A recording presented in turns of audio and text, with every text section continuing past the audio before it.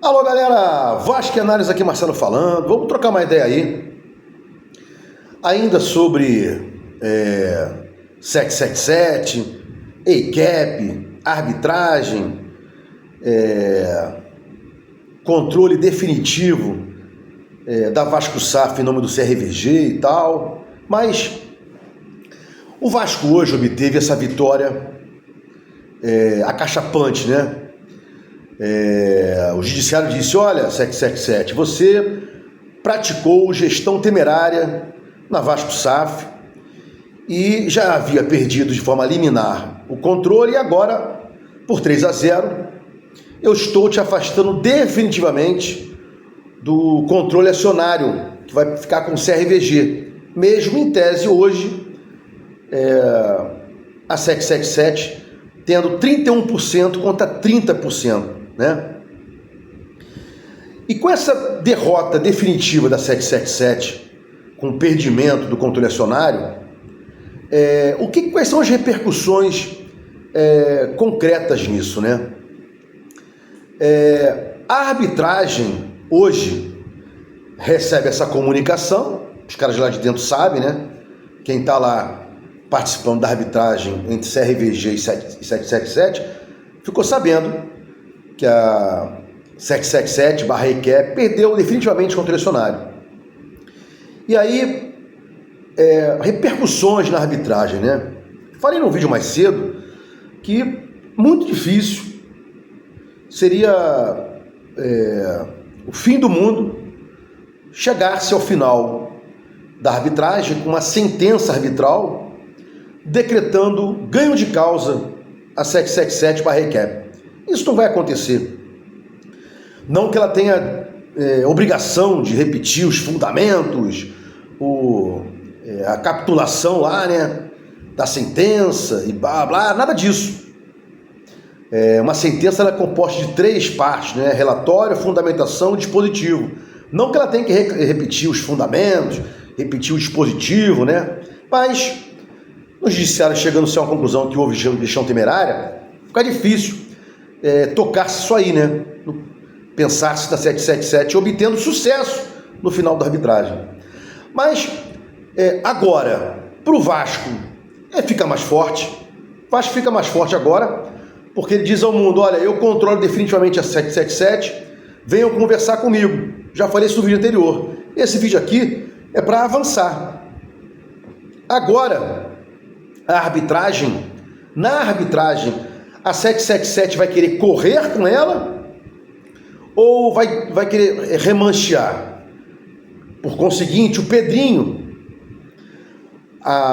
o CRVG vai querer correr com a arbitragem ou vai querer que ela vá vagarosamente? Minha modesta opinião é que o Pedrinho, o CRVG, já vem há um tempão já protelando isso, né? É o terceiro árbitro indicado pelo CRVG que sofre impugnação na arbitragem, e falta agora, até hoje, haver essa indicação. Não houve essa indicação do árbitro do Vasco, né? Isso é tempo. Já tem 1 ano essa arbitragem e ela não andou 10%. Uma corrida de 100 metros, ela está no 8º metro. Não anda, né? Acho que a 777 vai querer retardar o máximo possível, porque ela sabe, se chegar a uma sentença arbitral, ela vai ter que indenizar o Vasco e vai perder os 31% já integralizados, já pagos, e vai perder a possibilidade de aportar 39%.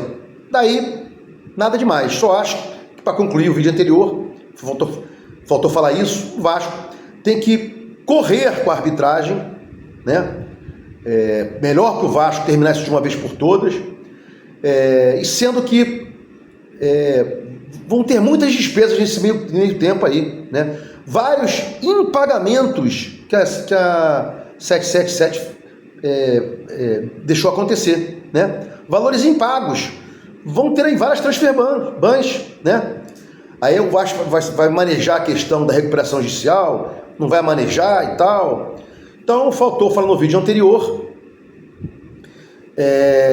o seguinte: o Vasco tende a apressar agora a arbitragem e fica mais forte ao lidar com o mundo futebolístico, que agora ele controla em definitiva a Vasco SAF. E a 777 por consequência, a ACAP fica mais fraca porque perdeu o contracionário e vai tentar agora costurar um acordo aí para sair sem perder muita grana, né? E tal. Bom, falar um pouco de futebol aqui, né? Ryan ganhou um reajuste na renovação. Quanto valeria hoje o Ryan de salário, né? Quanto você pagaria o Ryan? Ele está resolvendo, né? Você vê aí, Jean David 500 mil, Alex Teixeira 500 mil, e não resolve, né? Valor da venda, houve aí uma pesquisa de um clube querendo saber quanto o Vasco iria querer, uma consulta, né, que é o termo que o pessoal usa com relação ao Ryan. Menos que 100 milhões o Vasco não faz jogo. Tomara que seja assim. Então, qual seria o salário justo do Ryan aí? Ele está entregando e tem um montão de gente que não entrega e ganha 500 mil, né? Diniz, na coletiva, disse que ele é insubstituível. E é verdade.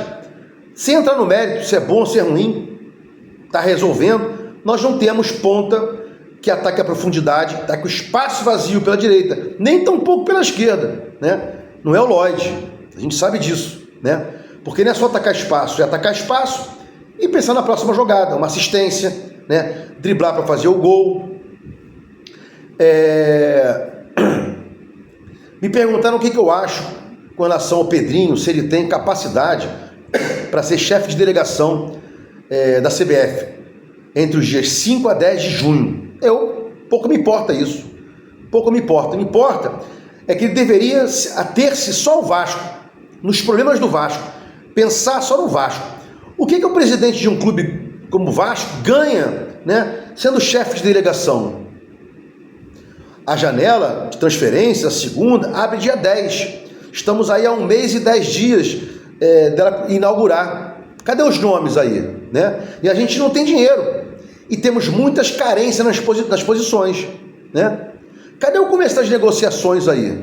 E aqui eu não falo de especulação, eu falo de carências. Por exemplo, tem o Fusato, que a gente não sabe quem é, para a reserva do Léo Jardim.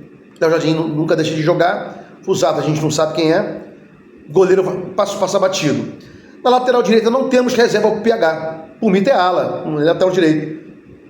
E na esquerda, nas vezes que o Vitor Luiz entrou mal. Não temos reserva para o Piton.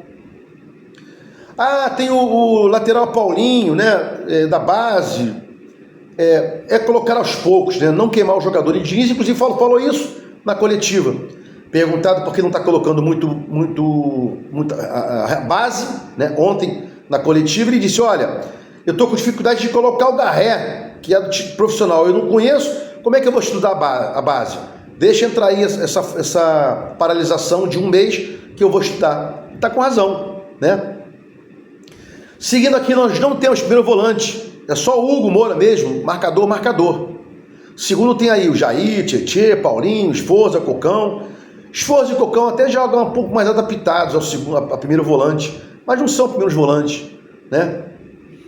Meias, Paê não fica, graças a Deus, não entrega para isso, né? Temos que pensar numa reserva para o Couto, a gente não tem. O Nuno é outra função. O Garré faria a função do Couto, o Nuno faria a função do Couto, né? E veja uma coisa interessante. O Couto participou ontem em 2 gols, né? No primeiro foi diretamente a tabelinha, no segundo toca para o Piton cruzar na área, mas é pouco que ele vem entregando. Tem que ter um reserva para ele. Pela direita só tem o Ryan, já falei aqui, característica de ataque a espaço. O Adson não é aquele cara que vai atacar espaço. O Garré não se fixou ali. Na esquerda, Lloyd não coloca mais para jogar, agora está machucado. Jean Davis, que estavam colocando na esquerda, não é colocado para jogar. Alex Teixeira, vão insistir nesse cara, né? E tem que ter um reserva à altura para o Verratti, né? Tem que ter um reserva à altura para o Verratti. E ao GB, eu até falei no vídeo anterior que poderia ser o GB, mas fechando lá a coletiva do Diniz, ele deixa lá, ele solta essa pérola, que os caras estão, ele diz, em outras palavras, que os caras querem negociar o GB, né? Então a gente não sabe se vai ser o GB que vai ser reserva do Verratti e tal, mas tínhamos que pensar isso aí. E esse recado todo de carências é para dizer que nós estamos no dia 28 de maio, 1 mês e 10 dias para a transferência, e o senhor Pedro Paulo pensando em ser chefe de delegação, que eu não vejo louro algum, glória alguma nisso aí, ser chefe de delegação, né? Eu digo aqui que eu não torço contra o Pedrinho, que eu estaria torcendo contra o Vasco, mas faço as minhas críticas aqui, e uma crítica veemente que eu faço dele, ter participado da venda do futebol do Vasco, junto com os amarelos e roxos, né, que ele era amarelo, e agora pensar aí, não dar início nas negociações para jogadores, que o Vasco tem muita carência. O Vasco vai oscilar, vai pegar times mais fortes. Pegou o Fluminense aí, é mais forte que o Vasco, perdeu. Ganhou do Fortaleza, que em tese estaria melhor que o Vasco, no passado foi 4º lugar, né? Chegou na fase aguda da Sul-Americana, ou foi vice-campeão da Sul-Americana, não vou lembrar agora. Então, tem muita coisa a ser feita aí pro Pedrinho ficar em solo vascaíno, né? Entrar no dia 12 de junho em São Januário e sair dia 12 de julho, um mês lá, com o Diniz, para pensar o que será feito, porque eles vão decidir, o departamento jurídico de futebol, eles vão decidir o futebol. Felipe está fora, graças a Deus. Se gostou dos comentários, inscreva aqui no meu canal Vasco Análise, dá um like para mostrar o YouTube engajamento, sininho para mostrar o YouTube que você quer receber meus vídeos. Quando forem ao ar, Vasco Análise, fiquem com Deus e até o próximo vídeo.